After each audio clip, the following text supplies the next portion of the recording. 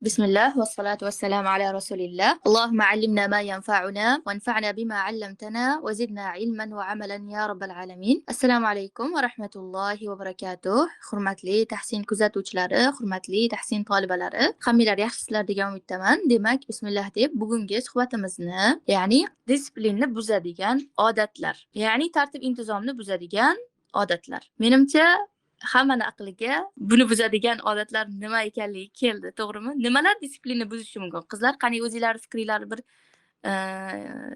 o'qiychi, yozinglarchi.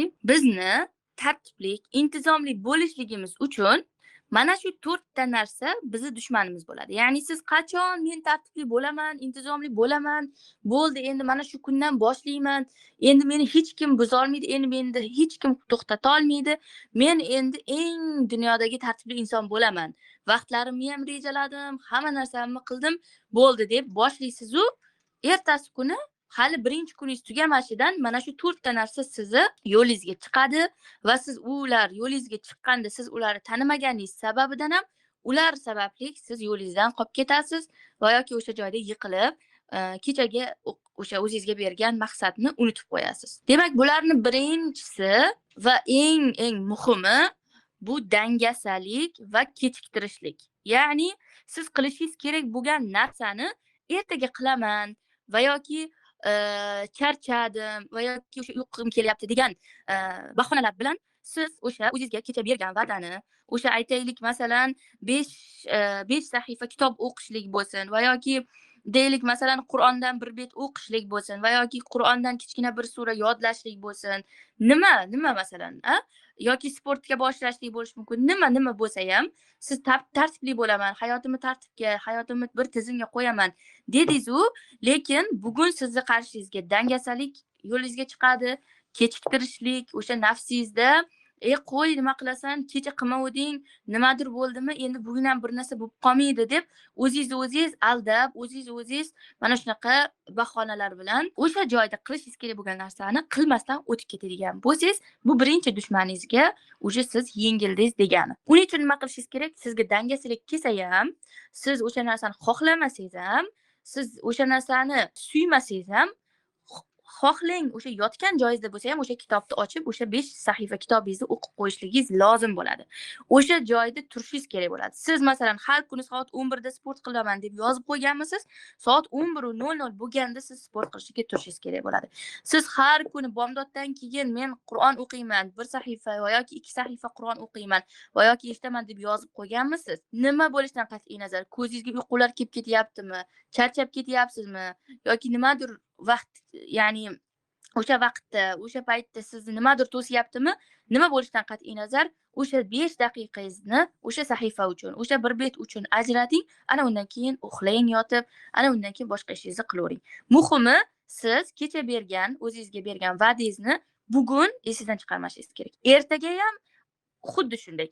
Bugun esimdan chiqarmashim kerak. Bugun dangasalik qilmasligim kerak.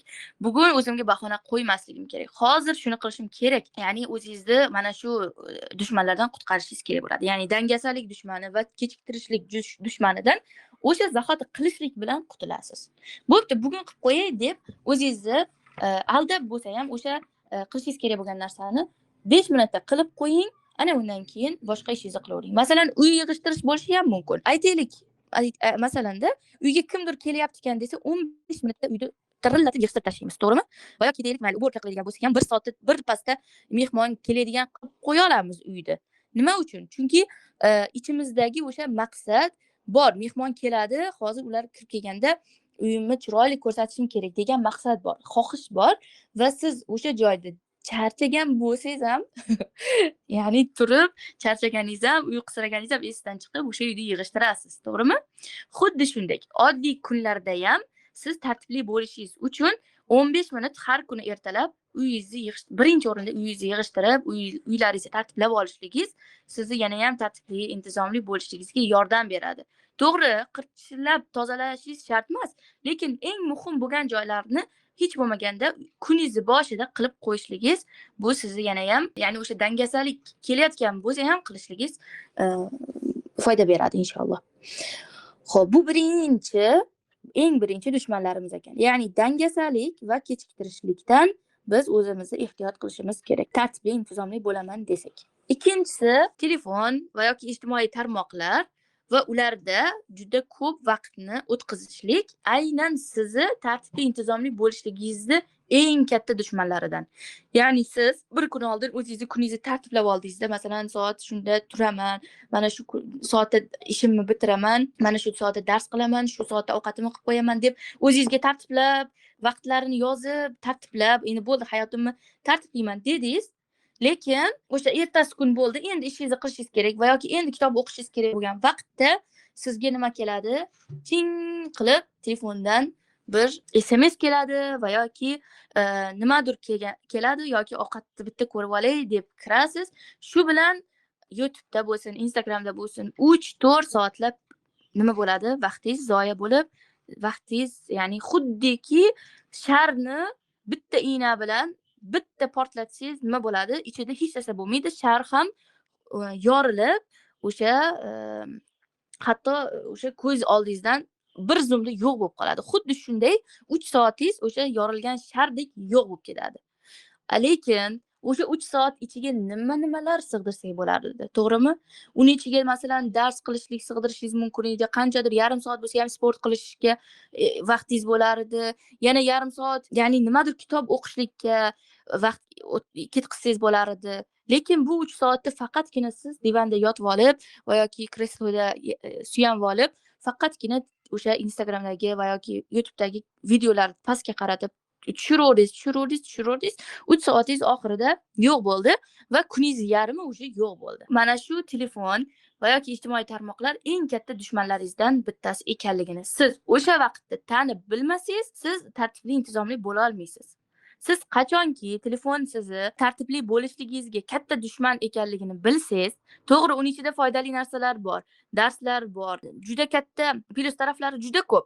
Lekin siz telefondan o'sha sizga zarar bermaydigan darajada foydalanishingiz uchun telefon uchun ham qanchadir vaqt ajratib qo'yishingiz kerak bo'ladi. Kuniga 3 marta yarim soatdan yoki masalan 4 marta yarim soatdan qarayman deb o'zingizga belgilab olsangiz bo'ladi. Masalan, ertalab soat 9 dan 9:30 gacha qarayman, obedda 1 dan 1:30 gacha qarayman deb boshida o'zingizga shunaqa rejalab nima qilsangiz, o'sha u yog'iga sekin-sekin o'zingizda ham ishtiyoq kamayib, boshqa narsalarga qiziqishingiz ko'paygani uchun ham o'sha telefonning ichidagi narsalar sizga qiziq bo'lmay qoladi. Lekin u darajaga chiqishingiz uchun siz boshida o'zingizni majburlashingiz kerak bo'ladi. Ya'ni siz o'zingizni tiyishingiz kerak bo'ladi telefondan, ijtimoiy tarmoqlardan va yoki o'sha sizni behuda aqlingizni, miyangizni, qalbingizni yomon narsalar bilan to'ldiradigan behuda video nimalardan o'sha o'zingiz ehtiyot qilishingiz kerak bo'ladi. 3-chi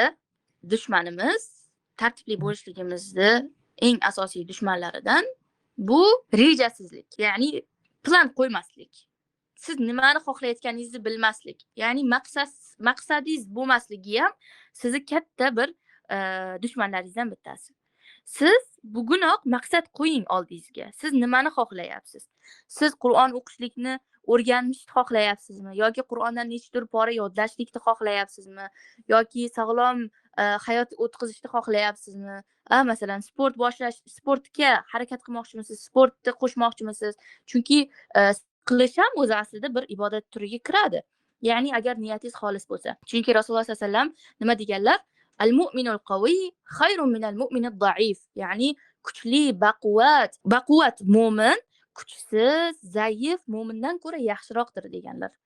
Ya'ni sport qilishligimiz ham o'zimizni baquvvat, yana ham sog'lom, yana ham ibodatlar yaxshi qilishligimiz uchun bir asosiy sabablardan bittasi. Ya'ni albatta musulmonlar bu sport qilmasa ham bo'laveradi degan narsa ayol qizlar ayniqsa. Ya'ni bular hammasini siz o'zingizga yozing. Mana hozirda o'zida meni maqsadim nima? Yoki biron bir til o'rganish bo'lishi mumkin, arab tili o'rganishlik bo'lishi mumkin. Masalan, nima xohlayapsiz? Yoki nimadir qanaqadir kursga yozilmoqchimisiz? Masalan, yoki kursga yozilsangiz ham o'sha unga ham planlaringizni qo'yishingiz kerak bo'ladi. Nima maqsad qilayotgan bo'lsangiz, yoki masalan, deylik 2 yilda yoki 3 yilda qoriya bo'lmoqchiman degan maqsadlar qo'yishingiz mumkin. Ya'ni siz maqsadni birinchi o'rinda aniqlaysiz. o'sha maqsadga ko'ra reja qo'yasiz va o'sha rejaga asosan nima qilasiz? Tartibli, intizomli bo'lib hayotingizni davom ettirasiz. Ya'ni siz reja qo'ymasangiz, plan qo'ymasangiz, xuddiki ya'ni xaritani ochmasdan turib bir joyga borishlik kabi ya'ni. Ayniqsa hozir mana hammamiz qayergadir bormoqchi bo'lsak, o'sha ssilka tashlalinadi, to'g'rimi? Yoki o'sha nimadan Google xaritadan qaraymiz, qayerga borishimizni oldin ko'rib olamiz, oldin planlashtirib olamiz. Eng yaxshi yo'l, eng yaqin yo'l, eng probkasiz yo'l, ayniqsa hozir Istanbulda bu narsaga juda ko'p qaraymiz biz. Toshkentda ham shunaqami bilmadim-u. Ya'ni probkasiz yo'lni qidirasiz. Yana ham osonroq, yana ham tezroq, yana ham yengilroq yetib boradigan yo'l qaysi? Shuni bilib olasiz. O'sha maqsadingizga qarab, ana undan keyin yo'lga otlanasiz. Hali siz maqsadingizni belgilamasangiz, nima xohlayotganingizni bilmasangiz va o'shanga yarasha reja tuzmagan bo'lsangiz, lekin yo'lga chiqadigan bo'lsangiz, u yo'lingizda adashasiz, qayerga ketayotganingizni ham unutib qo'yasiz va orqaga qaytsangiz hech gap emas. Shu sababdan ham nima qilamiz ekan? Maqsadimizni belgilab, reja tuzar ekanmiz. Rejasizlik, maqsadsizlik bu disiplinni eng katta dushmanlaridan ekan. Buni bilishligimiz kerak. Demak, oxirgi dushmanimiz, oxirgi disiplinni buzadigan odatimiz bu bahona izlashlik. Ya'ni hozirda o'zida ham masalan ba'zilar ichida bahona qilib o'tirgandir. Voy, men 4 ta bolam bor. Menga kim qo'yibdi tartibli bo'lishlikni? Voy, men ishlayman, menga kim qo'yibdi tartiblikni? Men yoki aytishinglar mumkin, voy meni yoshim katta, men tartibli bo'lishim shart emas deyishinglar mumkin. Ya'ni o'zingizlarga bahona izlayotgan bo'lishinglar hech gap emas. Chunki ya'ni insonmiz. Hammani ichida nafs degan narsa bor. Chunki nafsga eng o'sha yoqadigan narsa faqat yotsak, faqat telefon ko'rsak, faqat behuda narsalar ko'rib, nafsimizni xursand qilib, faqat yeb, ichib yursak bo'ldi. Aylansak-da masalan. Lekin hayot biz bu hayotga faqatgina o'yin kulgu va yoki o'sha videolar izlashlik uchun va yoki o'yinlar o'ynab ko'chada vaqt o'tkazishlik uchun kelmaganmiz bu hayotga. Biz bu hayotga nima uchun keldik? Imtihon uchun keldik. Ya'ni biz bu berilgan hayotda qanchalik unumli foydalanyapmiz, bu vaqtlarimizni nimalarda sarflayapmiz, badanimiz nimada qariyapti, ko'zlarimiz nimada nuri ketyapti, tillarimiz nimada tillarimiz mashg'ul, qalbimiz nima bilan mashg'ul, ko'zlarimiz nima bilan mashg'ul, mana shularda ertaga so'ralamiz. Bundan so'ralmaslik uchun bugunoq siz o'zingizni bu narsalar ustida so'roq savol qilib, intizomli, tartibli bo'lishligingiz kerak. Chunki Umar radhiyallohu anhu nima deganlar? O'zlarini har kuni o'sha har nimada sarhisob qilayotganda, o'sha bir sahoba kelib, "Nega bunchalik o'zingizni sarhisob qilasiz?" deb so'raganda, ertaga meni ustimda so'rashidan oldin men o'zimni ustimda so'roq qilyapman. Ya'ni ertaga mendan baribir Alloh taolo so'raydi. Undan oldin men o'zimni ustimda ishlab, o'zimdan so'ray oldin. Men o'zimni birinchi sarhisob qilay, ertangi sarhisobim osonroq o'tsin degan ma'noda javob beradilar. Ya'ni bu hadisning ma'nosi. Demak, disiplinlik qanchalik ahamiyatli ekanligini mana shu joyda bilsak bo'ladi. Demak, bahona izlashlik ham disiplinni buzadigan katta odatlardan biri ekan. Ya'ni bu kundan keyin bahona izlamaymiz. O'zimizga o'zimiz bahona qilmaymiz. Voy undayda, voy bundayda, voy mehmonim borda, voy uyim hovlida, kelinmanda yoki ko'pchilik bilan turamiz degan bahonalar o'sha sizga bugun o'tmasligi kerak. Chunki sizdan ko'p katta narsa talab qilinmaydi aslida.